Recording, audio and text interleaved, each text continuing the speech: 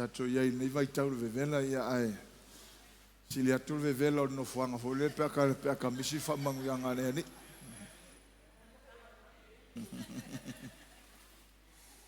Mele ono sai iai no fuanga sili atu matango fie le tau sahauni atu ia. Mene mana umia fa malosi ma le loto tele. Amene tato fina finawi o tato tini il manuia lea. Ia e alala ila lo neima e whanarua ima e ngalue ma ia e ioe o oe alu no fuanga na. Oe alu manuia, say amen. Whailo tua oi o ua o le langi. Amen. Hallelujah. Ia. Whatalo wham whawhero iatu si o tato a inga. O e le mwhaiona o whawhero iatu mo whatalo whatu iai. Whatalo whatu iai suafo Iesu Keriso. Ne ia fiafi ma lor fa manolosi mai ma no le loto te tede i ni ma lo foi lo no sai ia nei vai tau a pesi solo fa mai ia o le flu ia le foko si le mai e flu ar fe fiau ai ku ko no pone la ia vi ia le tua taimi o fusu anga a fusu ia polar to inga me o mai fusu o te o fa tu la fusu fo le fusu dima e ke fo waru se fa unga se kana fa fia ne ai ia fina u mene lei o le tato fusu anga le e temi nei o le fatu tua this is our last fight, the fight of faith tato fusu fatu tua okay ia ne la tato wo fa wau ma tem tau poiono Soifua e pe o le Masima ma le Malamalama ese le loto tala Yesu kairo foi la fai upora ku mu upe ku kusa male lafo Yesu o si kai me fai kau ku kuspa ia ila ufarsaio e mai tala Yesu o tou farsaio tangata pepeno ora se o tou motu nga mau vai kangwa Yesu tongi ele nei mo ia fai la hunga Yesu so le maranga fai faka o koa pe o tou tunga mau e papa e mai fafa o tonu tumu ivi o tangata oti o mai le si kai mea fa mai Yesu se o tou farsai o tangata pepeno o tou fa apili namu e for pastor tamena e makua i quale lei ar fai la hunga Yesu ia fa winga foi la hunga Yesu ka ke lava ia ne foi la fia filo fai mai o tou o Masima la lang o tou o Malamalama ia fai upuna e los fulu ma tem tau poiono fai pula nai ne tato fai tau tai o ma tai o tau pu e ono o ma tem tau pu lima ia fai pula suma tolu ma suma fa e fai tato fai tau fatasi mai ai ia o tou o Masima o le lalolangi o tou ai a fai e mangalo le Masima pe se ase mea e fa amaya ele aise mea e toe au ngā ai, na ona la fo ina i fafo, masolia e tangata. O outou, o le Malamalama o le lalulangi o outou, e le mawhai o na lino le ai ua tū i lunga o le maunga. Whai tau whatasi o masuli ma ia, la tau te le tutu ina fo ina la mepa i le tuu ai i lalo o le mea e fua i saito, ai tuu i nunga lava o le tuu ngā la mepa. Ia pupula atu ai ie oi le fale uma suono. Ia whapea o na pupula atu lo o tau Malamalama i luma o tangata. La o tau a mio le lei.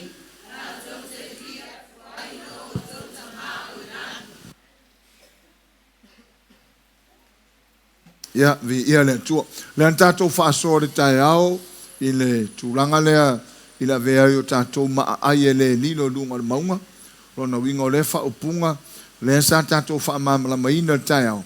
So se tangata ua whaisan tau tinonga ia Yesu, e a vea Yesu a vea mauna li mauna whaola, o le a ai le nā e tū lunga le maunga. E ne lilo le ai nā, e ne lilo oe, e ne lilo tātou, e iloa uma tātou tangata, e whamasino uma tātou tangata, e mata mai tangata ia tātou, o tātou winga, o a tātou a mionga, o le a aile nā e tūrunga le maunga, e le mawhai o na lilo. Ma Yesu, o le a ai e le mawhai o na lilo. Ma toa i tau tino Yesu upuia, e whaatatau i le tangata whaatuatua, ua whai Yesu ma o tātou whaatuatuanga, Wa avea Yesu tau tino ai o tātou tangata e avea mo tātou li i to tonu ia te i tātou. Wa avea i tātou mawhale ma ai i lunga maunga e le lino al vai tangata. Tau te whaitete ia so se mea. Tau te whaitete tātou savani. Tau te whaitete tātou amio. Tau te whaitete tātou upu. Ina ia i loa tangata pe moni le mele o tātou iai. O fa malosi la mo tātou la ingo le tua le ngata tātou maftanga i samo nei. Ai mo so se tangata i lunga o penga ta whailange mawaina nei a o onga. O so soani lea Yesu mo tātou la langi nei. Ia wa ai tangata ia tātou. E saoro tātou whatutuanga. E saoro tātou te tununga. E loa ia tātou wa mionga. Ona o tātou o le ai lunga le maunga e le lino tātou. Nau whai atua le whata ta inga le a.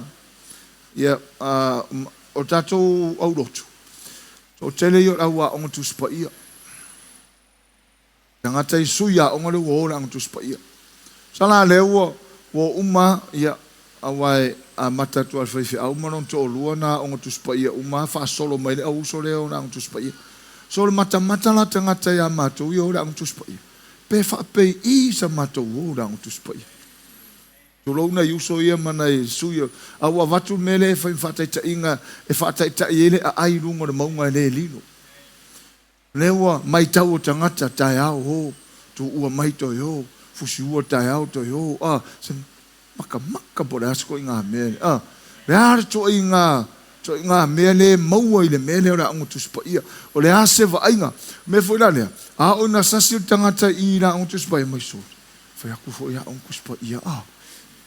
O tala nai fai se va ai ari ho vai ngale na o tuspa ia ai le ua ye le me o fa masino ai tatou ona ua ye se tu maseanga ua sasi o le winga na fa malosi mo tatou uma ua fa olaina o oe ole a ai lungo le maunga le lilo e va ai tangata ia tatou va ai tangata pe fa pe i le tautala pe fa pe i o mafaufaunga pe fa pe i a mionga pe tate manatu o ta ita wa ya Yesu a o ta mionga e so o ya Yesu. O Yesu e lo fa sole a fakora o ka mane fe me fo ya Yesu e le ro. O ka mo me le winga o tatou matau. O le lu i te nele mo tatou la inga o le atua. A matatou ala fai fe au matou mai e tutu pule la. Tanga tulo tangata pule la mala unga. A matalo na fa masino tangata. Va ai po a winga. Pe lotu for tangata e ngā lotu nei, e wawa ai uma ia is tangata pe whape i. Me la le mata tangata ia te oe, watari tau mai, me kau ke leo, ier me leo, ko sea wahenga le.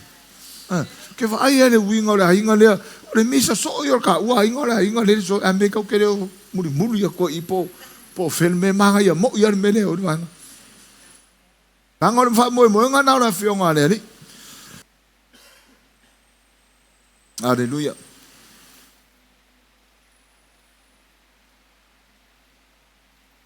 O mai le Malamalama. Mai tala Yesu o i o le Malamalama. Ai fai tau le io ane mta upo iwa. O lo i fai upo lima. Aleluia. Ile taimi le na tala na ile ta waso fo le na umaron fai tala Yesu fai upo lima mai o au o le Malamalama la lang. Feanu lo mai Yesu parpala. Ai parpalu ai ona parpalu o ke ofofo ia u ia tu lo da ke ofofo ia feanu ngo sori kasi al feanu ai mako ai palu le ia mal parpala mai lo ngi maka skawa. Fa maka ka fa nga ko nga me se ka waso. Ora tu nga fori nga. Ya umalongo ka fa yo ka halu lo ka vala ka vidi mai alu lo ka ele le vai nga. Le mata utio va venga wa mele ta u ole faiva venga working of miracles o lainga lue lai paru parpana mai ngingi ei maka ia kuli loka waso ele o ta ua tu spa ia po inga o marka waso anga uma mero mesu alo e murmulu ta lenga lele ile vai arua la koles ka waso sa o ko isa ira ko ko fulo ole o vai na le lenga pula ka waso ma ai arua nga uia. Talala na Yesu foi por limo o Malamalama. O ia o le Malamalama o le lalolangi. So ole tala nola laulang, tala nola Yesu o ia mamlam, ona ele oto ia ia nei ma nei laulang nei. Alo ia ona sui.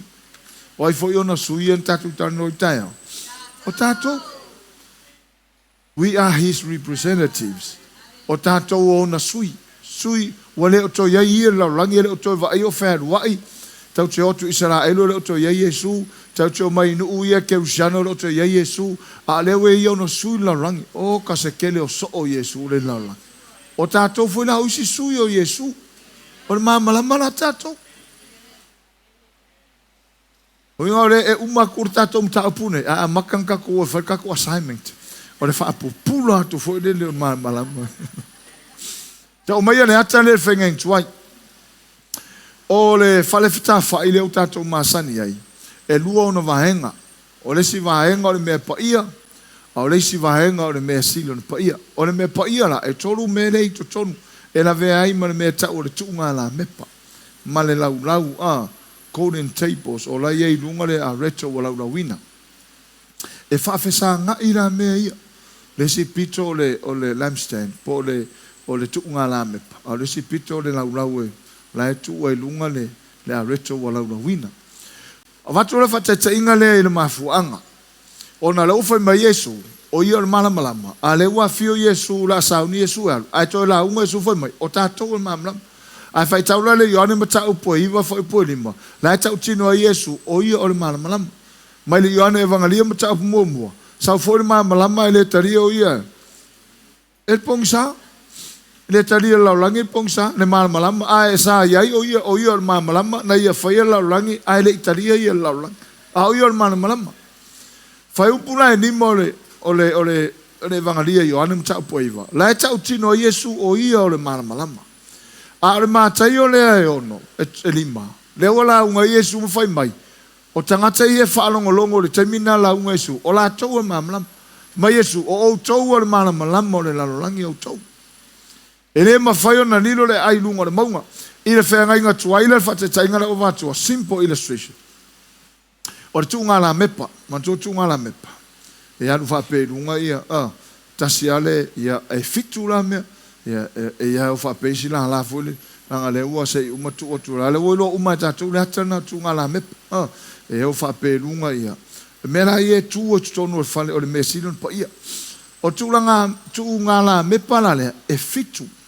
E fitu me ia e tai tolu ma le tasile o ngā tonu ia lua, wha, ono, fitu o ngā tonu.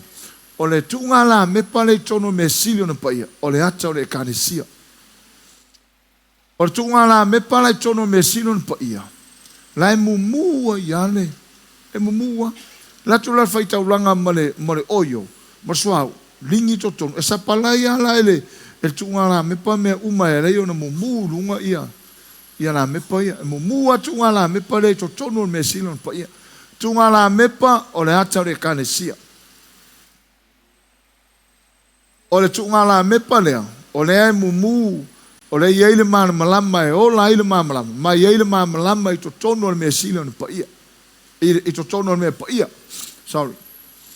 O le ala tuutua tunga la mepa lea. O le ai ola. Na te au maia le Malamalama i le me pa ia. O tuunga la mepa ia, o le ata o le kanesia. Whapei ona whaatumuina le whaitaulanga i tuunga la mepa suau.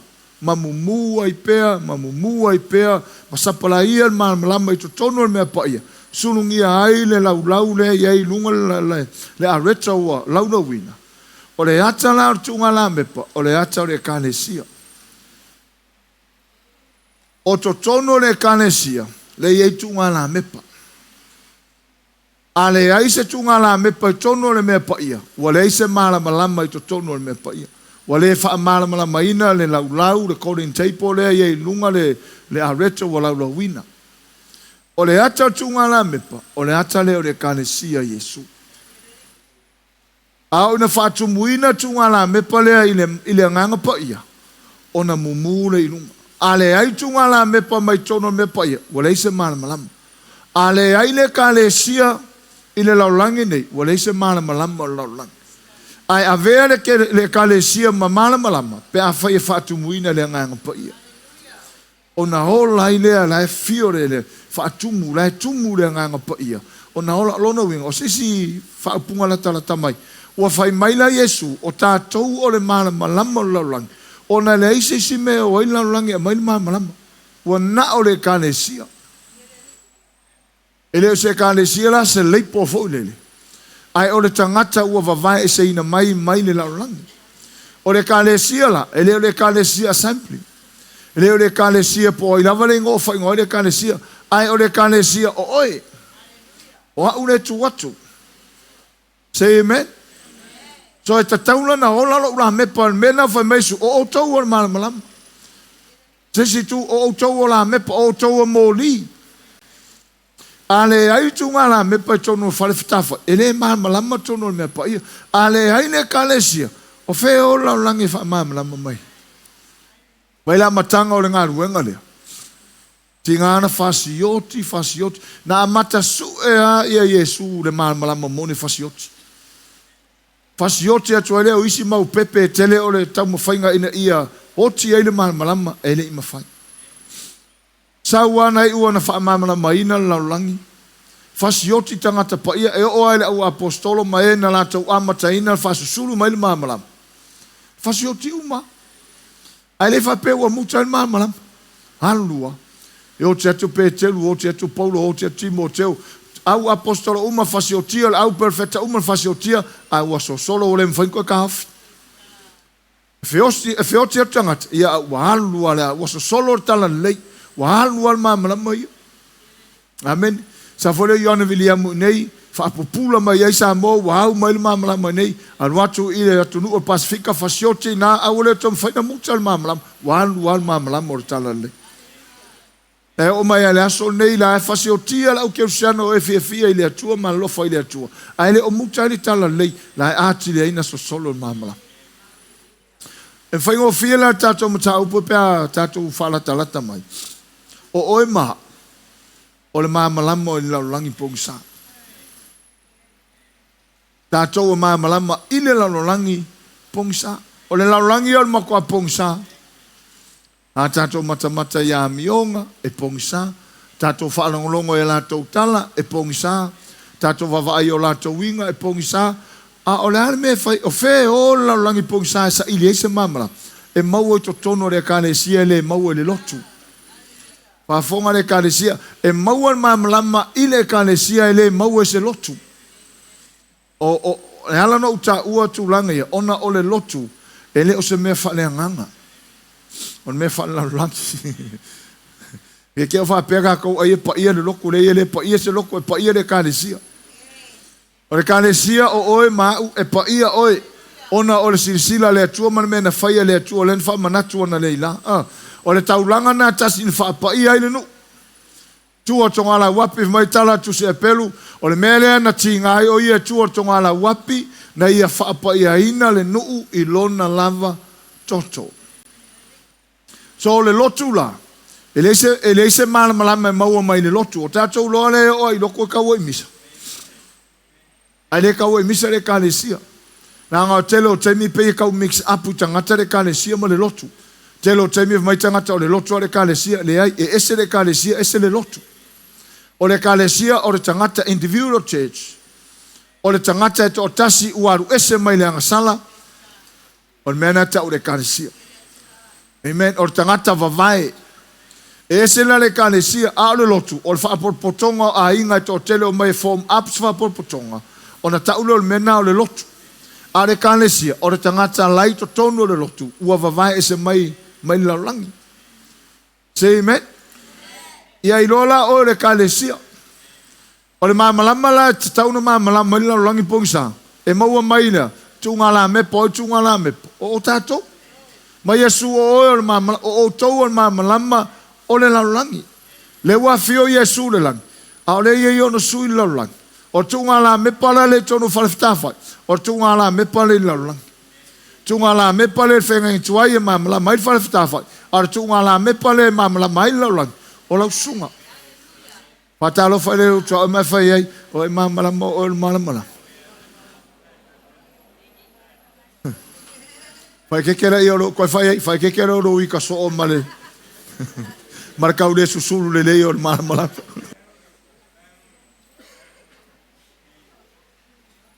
Al mea ngā pe o kau mura I titi e fole le la me pole o le moria les. O le malos o le kaso. Whako le kau karango I wale si se o kako I kaso o I.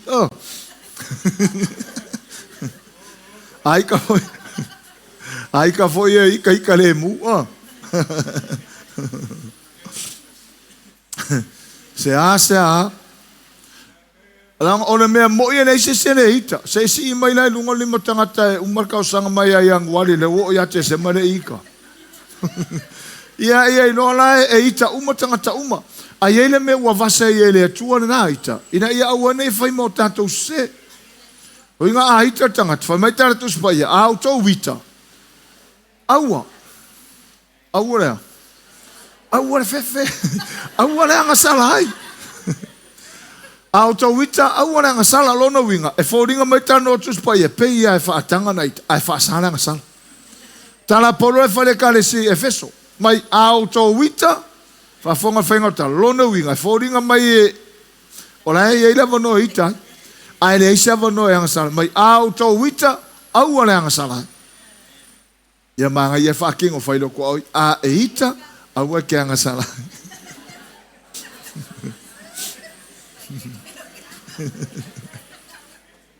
Ai sa mea lenga whapenga. Langa wawenga pele la mepa. Awa whainge whita re kalesia ika re kalesia o lunga ile ika re kalesia ika la langi o lunga ia o whea ala koe le malamalama. Whea la o la langi pongi sa su mai se malamalama e malamalama. Pea whai e suru mai re kalesia e ke suru mai whoi o le kamu whai akura uwika o le kamu ko mai lunga i.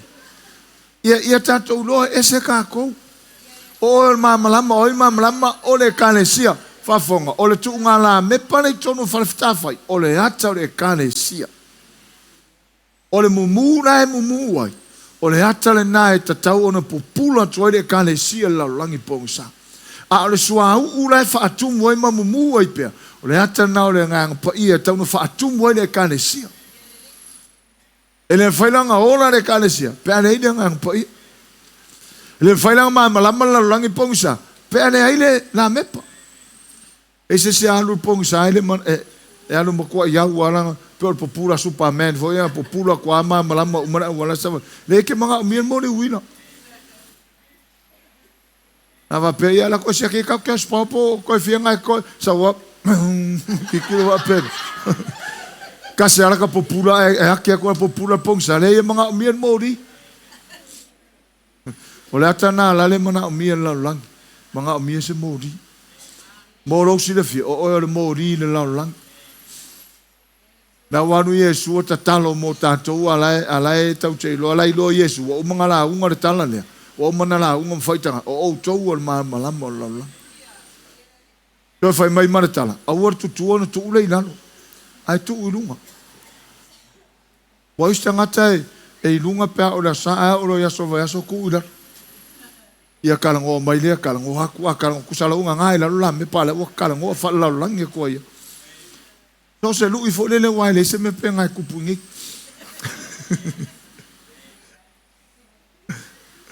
Sa alo fa ngaru nga kukula me pa ku le la.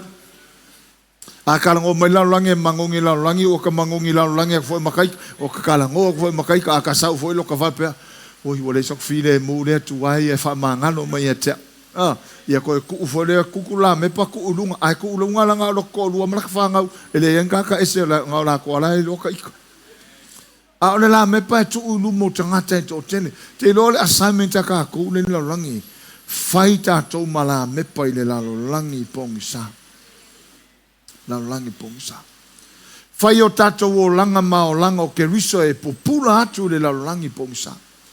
Lala na o le manino le la unga Yesu. O outou o le malamalama o le lalolangi outou. Le mawhai o na lilo le ai e tu ulunga le maunga. E le tutuina fo la mepa ma tu ulalo me fuaisaitu. Ai tu ulunga e tu ngala mepa. O to tonu e whalewhitafa e tu ngala mepa. A pe ngiri pawa ai kuku kako mori makangi fo ie. E le mwhai nga kuwa pe wakure ku ulalo lau malamalama mai inga.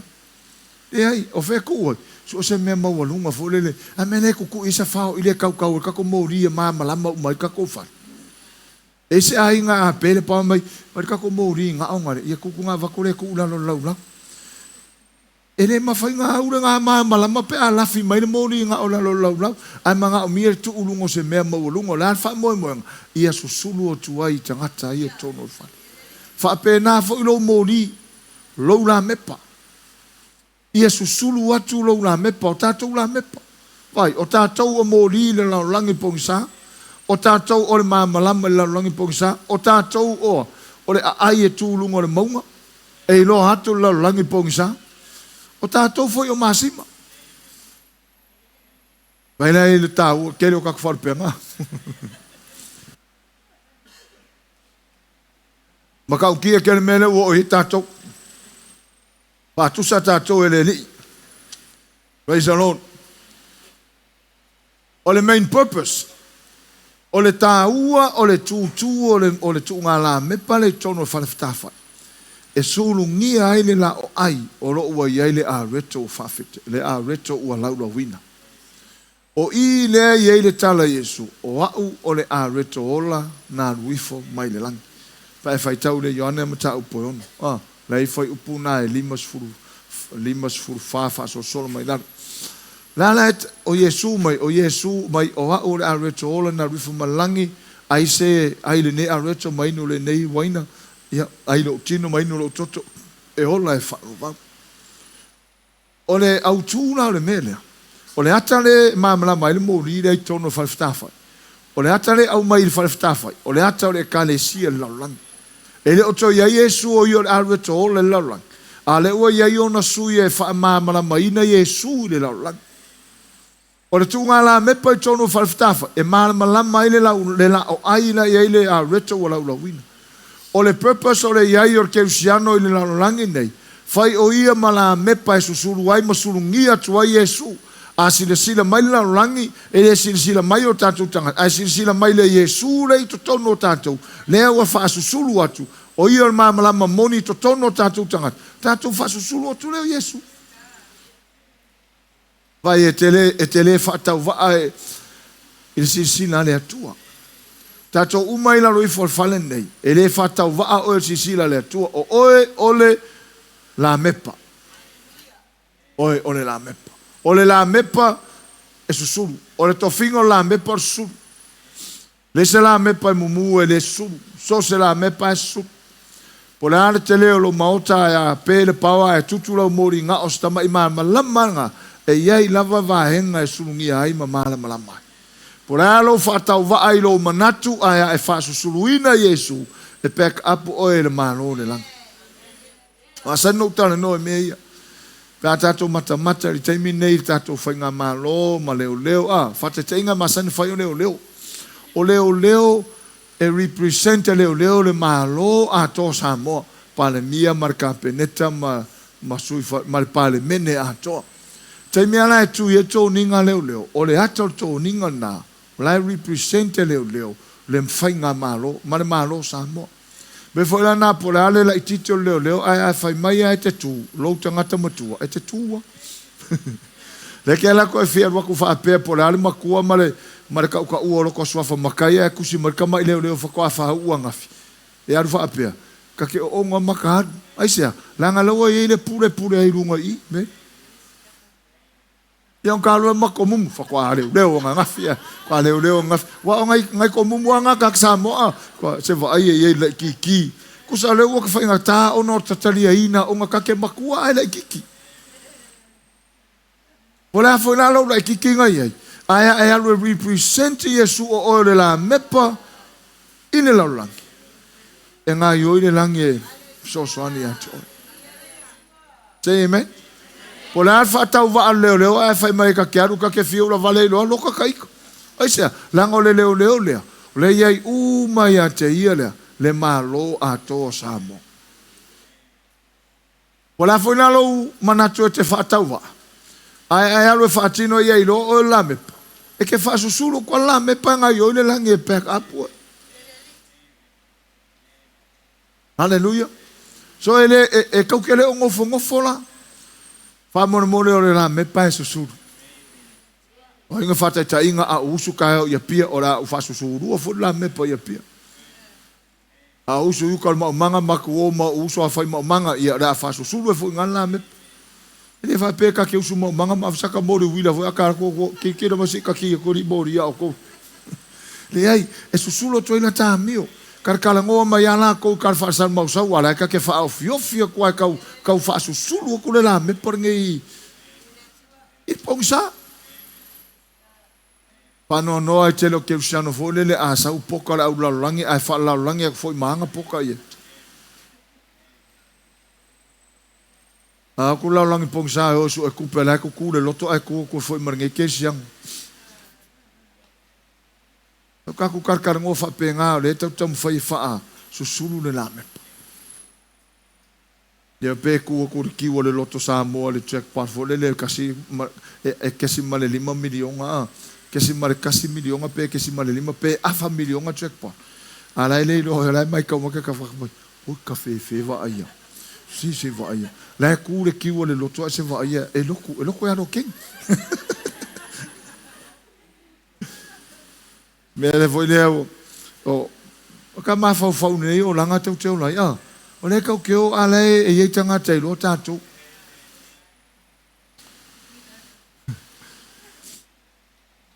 ma ftai le tu fa o tanga a ka ko le fie nga me o loto ma nga me o pinko ma nga me o pongesi a piso tanga ta fai pongesi ora mane o le pinko la o le mane a le fatu tua le o le fau fa le tua amen hai fai tanga tanga tafa mai fai e ma ngai ale upo le tua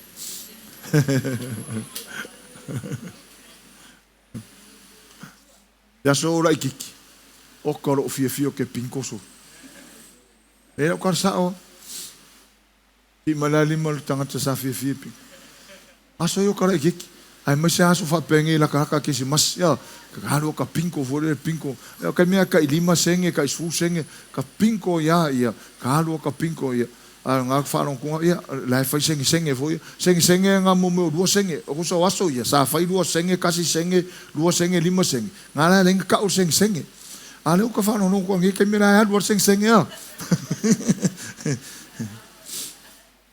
fa telo fa ftaile tua ono fa ortanga o ka ko le ko fa yenga me fa ka lo fa ko ma fa sole volevo che ko fa ia me fa ftaile tua ono fa ortanga o tunu i fa fotelo telo tangata le pe pese fa ortanga ala e o peki ku nga so fangua la ka aro fa ku pe isi me o la me pole a susulu o ku pe fa pe fo e loto i Tasi loto i. Ia ka ke fia fa susulu ku mamala. O tangata ke usiano e mori mau ia Yesu ai fa akausi kariki ma pia na kufale olo. Nga loto lor tangata foi mas ka afamumu. Ele mfano ka fa pe ku ia.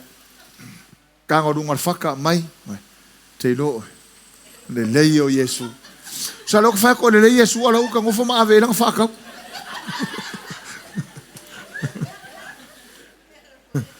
Alo ngaka ke fala ngokula kaparo ko fia mori mau. Ai le mfenga ko mori mau nga le e no merka ka esela ka mele fa. Ole ku pe van ver kamare. Vai. Ol family life o kako. Ela ve ai tu langa tau pisinisi so se area lava e susulu al Malamalama. Sulu mama.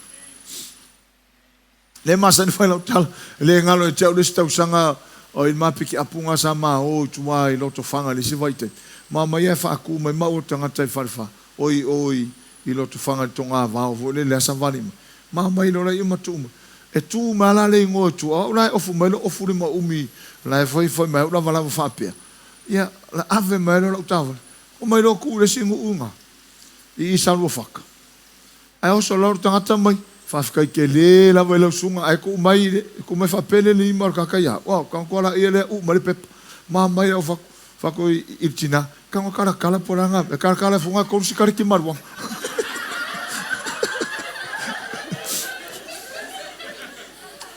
mai ale mamakari e. O le makua ula le anga. Le no po le ua test ma ua pera u kamale la walu la wa aile il fafi awa e koe ula maluanga nge. Sa le winga fa matalanga fa ya tua tele me te o ye e lu ye ya kako. Ya fa ngata mai na tonu la fa peresipi le no penga ula de. Le ai ele ula wa makari e nge ma fofau. Le se kupe o mai ko ngele li filia. Ai ko kongi sikare ki maluanga e ko. Ia vi ia le e a mai mea a o tangata fou ia Yesu. Anga mai la le tangata fou va pe sekia. Amen. La lo tatou ta ua la fa susulu le malmala. O tatou o le la mepa i le lalolangi pongsa. I le lalolangi pongsa. Amen. Pe foi la le o fa matalanga o se no fo mo ma fo mene o maliu o masani ai sa moa tu langa ia a o mai nei ie fo io pa o le si maliu e ao u mama ie nei na mai e fai mai mo pa fo ie leise a u mama ya tau ai u mai la ro tunga ma ale ai fo se ie na pi fo ringa mai wa se ser fai ngor maliu e kakau anga inge ie ko koso mai inge mai ingi pale mai a to ma fau leli per mele wa fatino tatu ngaluenga le ko ingi ie a vere ku penso songi kanga kana euro ya la ko nge male ke o ka se ke o le ye fase la kala va ko le tu ulungo tunga mau e lua so ai fele le solo menge ai fase la kala ai anga kula nga fase la kanga kale soifua ko su e sanga faru o ye ko fe so soangi i longa ainga e au ngare na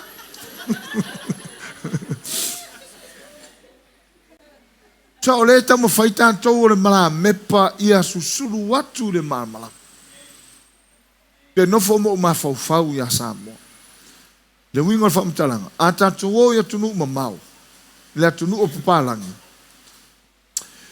pole ale pele ya taita o tangata matuo lo tainga na ona uma na tu tono le pusa sauru masini eli tu ilalo so parapala no ilunga e aso kwa parapala la fa pe ma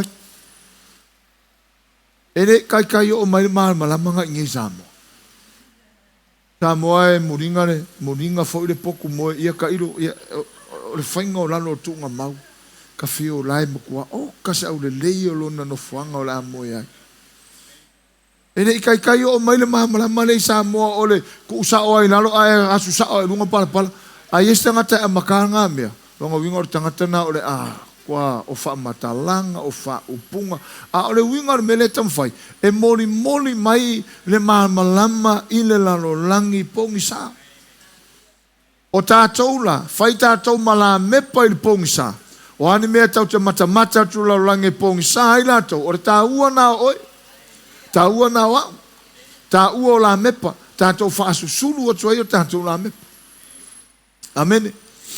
O le mene o le sivaenga ta ua le tau talanga Yesu fame o tau o le Masima ia e iei winga lo loto fetalainga Yesu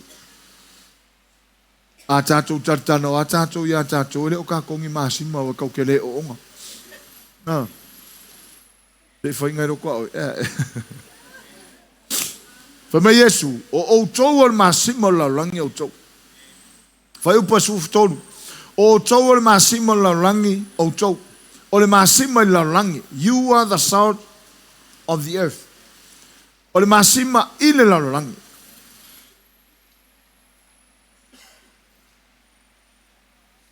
e ma laina lo na lua ai a fai e mangalo le Masima PSA se mea e toi wha amaya e le se mea e toi au ngai na ona lafo ina i fafo masonia e tangata ok tatou o le Masima a tatou fitango fine o mai se Masima e tuu tono le vai ai mangalo ngalo le vai lea ua mangalo ngalo le Masima fa mata me fainto mai Masima le lafo i fafo ai sori tangata e le koilo se Masima le ua vai ia fa kasi i A tātou o aso ia, sai mo meo paelo povi, paelo povi, mo meo paelo lau papala poto poto.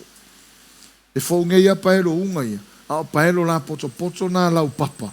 E a mai kamala ngā e sasa ako, e ko umai ko kongu poloka Masima. Ia ngā veesere fasi povi e ka akikia mai a poloka Masima nga. Ia leo koe mau ar kei mingi ngā mea. Susu akuru uwhi paelo ngā o vai a lau o mga wha Masima. E leo koe mau ngi poloka Masima. Le winga la tatu taritana no le Masima. Leo tatu loa. O le Masima, e nā te au mai le mea tau le flavor. Salt gives flavor. Tua wha leo lau tusi le iopu ma tau poe ono.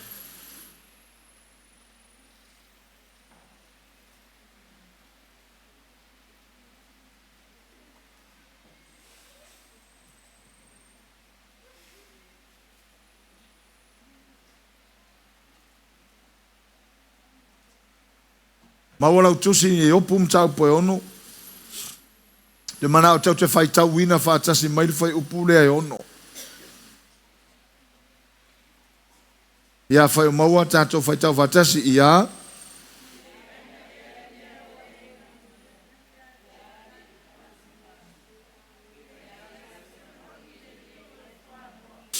Ia, whaasainga mai pēr le.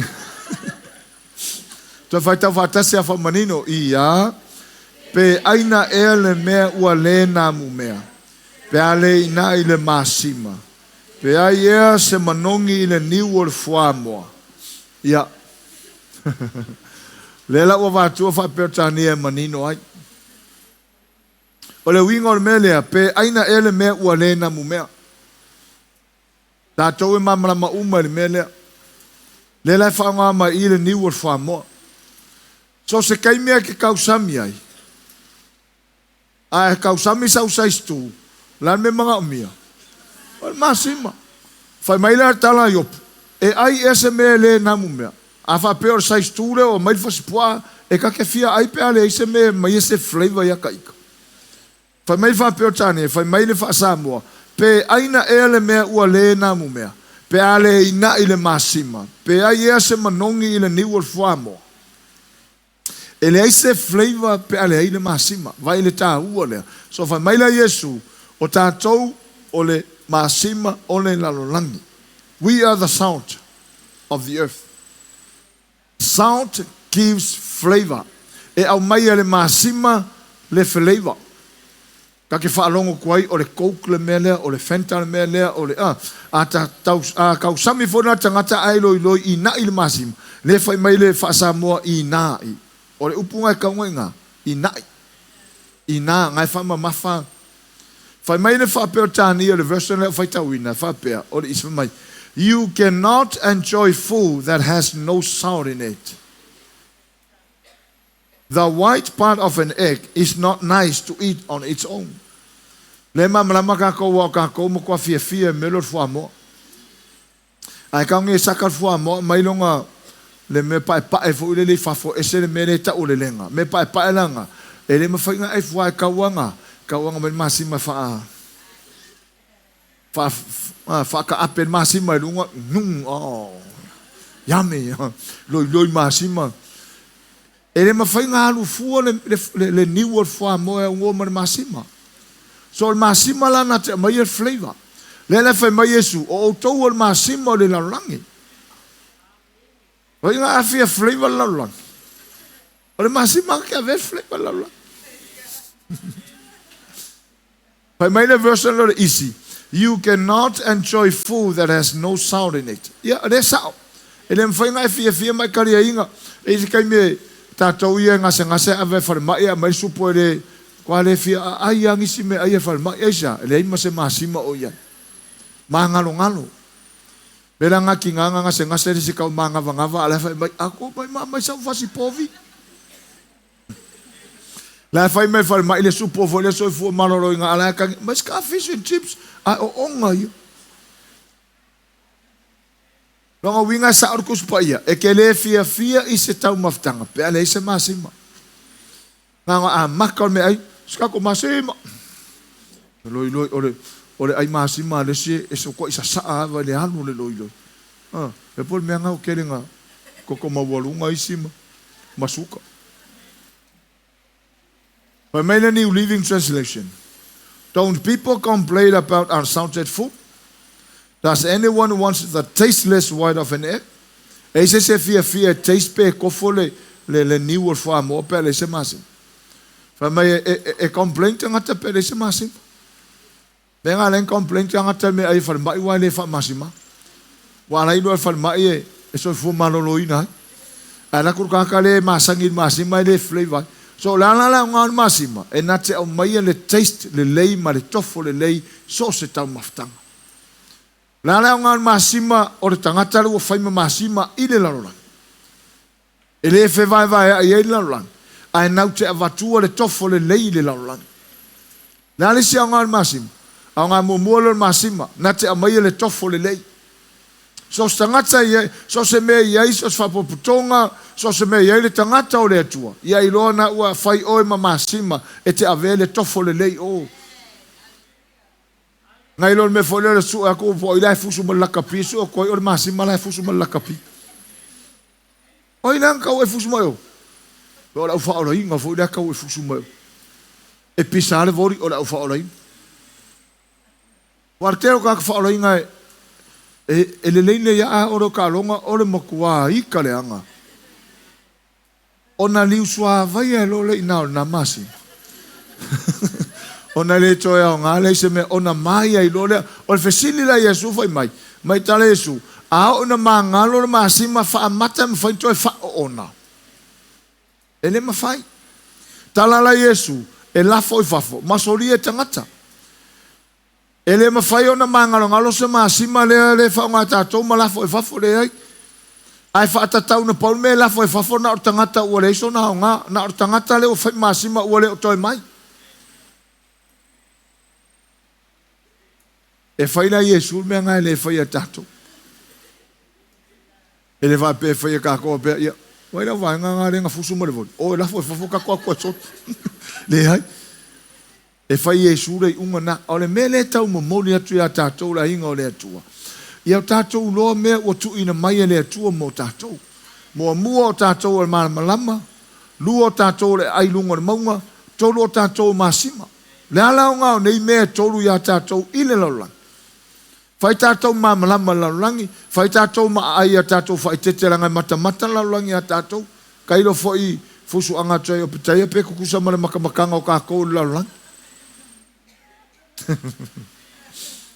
Ai le ngata lo masima la ngala masima nate mai le tofo le lei so se me ia ile tangata o le atua so se fa potonga o le voli o la kapi o le soka o le fale fainga luenga o le aonga o le malo fe lava ia ile tangata o le atua na ua e tamu fai ave sa tofo le lei o por tala no anga to ainga o le masima na fa potonga. Say amen. Ngai lo le fai o tale nganga solo mua o falo inga le pisa. O nga pisa fo makala nganga po solo le lide. Ai fai non ko fiki a kongo lo. Fa no noi na to inga tula nga. Fa ngo Yesu. Le se ngan masima. Ya. Na te fa sa ina ai se me tau mafa. Me ana la ina mai fasi pofi. To u to tono paero. Ai ka ai ai masima. E fia masinga o ka akia faspovi le tono le afai. A mailo na ano e mu ma na ia kusalai vala au maile le lano faspovi. O e ane. Ki nga fa alon ko so ponga e via la fa ko singa melango mu le meat fole. La ngal masima fa sa ina mai se tau mafa. Mena la ina to upahelo povi. Ai tau ai masima. Ka kia la ia le ko se aisa. Ai sao le tau mafa ono le ngā masima. Mele leo aso ia tate matamatai mo meo manufata te telefo ia. Ia pole harke leo le mangfaka. E wha avaya ngei, wha mama umanei, makua i wha ka ele le masima. E oto alisi aso, lai makua i le leia, lai le ngā masima i le mea tau mafa lea. Wha sao mai au nei leanga. Lai le tu wha le ngā ngā le masima lau langi pongisa. Le ngata na ave le masima le tofo le leila o langi pongsa. Ai wha ngā masima e lawe ia i seisi ngā. Vai ele loloto tala Yesu. O tātou la masima lave ia nganga lai ua mangaronga. Lave ina ia nganga. O le anga masima mai ele tofo le lei. O le anga masima e whaasau mai ei mea tau mafa. O le tūwha le nganga o tātou masima o laulangi. Ele o toi nei Yesu, au lei nei ona sui. Whai ma masima o le laulangi. Whaasau ina mai ei se nganga. Ai le te vai se nganga. Me la lea e sau lo tangata fou, foi sau e asi mai, a vai le wako masima. Alo, amen. Mai oi, fe mere te, fe mere ke ngai mai ai. Io ke sau mai, ui, kano fai, vai le tala no al masima, vai kala no al masima, volele, e alu la tangata peso, koi fi alu alai o me. Sau lo tangata fou, so so aku masima, fe me ke, sau, ke ro era kwamal, au, vai o ele le kakanga ngai o kua. Au nge e whakalo whal kakanga. Usa wale liu masima o liu. Vai, o tau mau mai, sanga o ngai whakai ka ingai whai aku. O le hatana o le masima laulangi. Ele o le lulu ina o masima, mai se tofo le lei o ata winga i e whaalia. Mea na sau tangata fau le mafutanga ya siasi mai ia e kamawhai e pu e whatalofa iai. Praise the Lord. O fia o vaia o ia vi ia le atua o maua nea wanoa tau te mafutai. Ia vango fura Soifua sau pokala me urungari. Wale manga ia. Ia mauso o wanoa tau sau fo. Ia vi ia le atua o tātou whairoa. E alu e koe sau koe pipi e kuiei i uanga malos. O leo nganga o le masima i. Ai sau a pea vai. O le mako foi au. Mas fakai kainga a va pe. Kero o le o na ku mai o le. O kamala so le fai keke alo ka. Ia o ngai nganga fo ia. O le ale fa sau ina masima. Ai o le a eseleme. La nga o ko fai aku. Fai keke kakalen fa karo fa ku ia o. Au wangi ese kamanga. Ia, lo winga la fa pe halu mata fa pe oro waso muri foi de i. Como me le ngal masima. E la vea ia ile nganga to ave le tofo le lei a etala no se tangata e alu tangata na pe le ua ia tofo ina supo povi foi le kai fore. Oh. Yummy. Tofo le lei ora ngana masima. Sound gives flavor. Mai lor masima, mai fesiria Yesu, e se me toia ngai. E se me sai misi rota tau male o langa i fa masima la langi nei. Le toia nga. E se me sa wa Yesu fa tato fa masinongo. Fe ave ai e la foi fafo. Sori e tangata. O le ata manino e na o tato le mau o fa mania. O le tato assignment le fai la langi ke usiano fa mole mo mua tato o masima. Ave se tofo le lei laulangi pongsa. Ia whasiri mai se si o wheme e kakearu e. Angai ki rokoa oi. Ana i ele a fio anga nei te iei o nae. Ave se tofo le lei. Whaalsao mai e se anga. A whai ngaruenga o lau pule la ana. A whai o le nuu o lau pule la ana. A whai o le taxi o lau pule la ala. A whai o le pasi o lau pule la ale na. A whai o le aonga o lau pule la ana. A whai fo o le lotu. O le tātou pule la ana. Whea lava e alu iei le masima. Iei loa ai le suia o le masima. Mankua so ia akale aonga nge me whai aonga. A mea le aonga. Wakim. O ese suka. Ia le ai o ka ika le masima. Whai lotu ai o le masima. Ko fai les ko oi o le masima to anga ma futa le.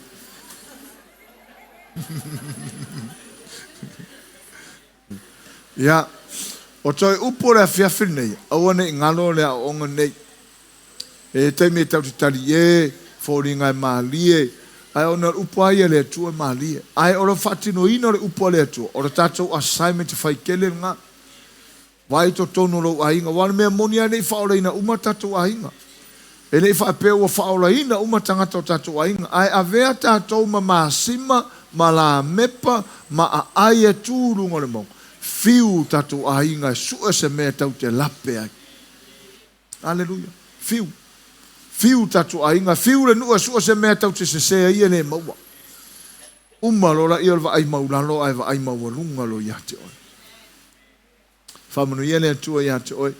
Te tono la ia ngai neva ia so le ai nisi a nganga o le a wha Masima le vasongi. O le a ave se tofo le lei, o le a wha sauina i la tau, o le a susulungia, o le a sulungia i ave manolosi o le Malamalama, o le atua nai te tono oi. E tau le function e melea, ona o tātou lama. Tau te mawhauwhau a tātou i a tātou, o ai i kā kou whai e tātou ma Malamalama. E ai, ke usano o oil Malamalama laulang. Amen. Ia, mo ini mai o fonga, te mana o whātai tai tātou fo ilunga o penga te whailangi, mana o whātai tai mai le te talo nei, o le tātou tau tinonga nei. Whātai tai mai le te talo nei mai lo loto atoa, whawhetai le atua la upu, o au taritonu, o au iloa, o au lava lo e la hunga iai. O au iloa, o au lava le Masima i le laulangi. O au le Malamalama i le laulangi. O au le la mepa i le laulangi pongisa.